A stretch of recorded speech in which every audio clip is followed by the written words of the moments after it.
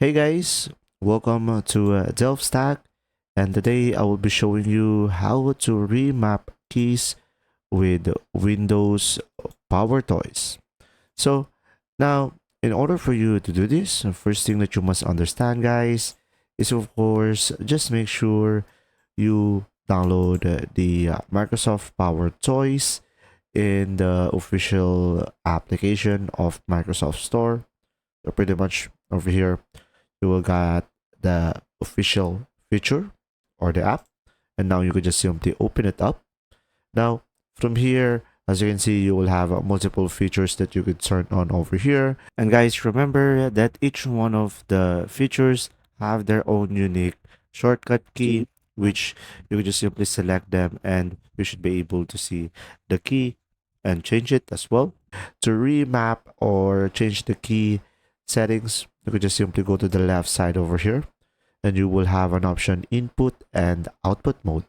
So go ahead and select that category and you will have multiple options over here, but we are going to go for the keyboard manager. Now here on the keyboard manager, you will have these two features not available. So to fix this, you just simply turn it on over here, as you can see, and you can have an option remap a key, which you can remap keys to other keys, shortcuts, or text snippets. And when you click on that, as you can see, you will have the instructions over here, and you can just simply add your key remapping. So you could just simply select a key if you want to proceed with this process. And for example, I'm going to go for A, I'm going to select OK. And from here, pretty much, you could just simply go ahead and select your automation.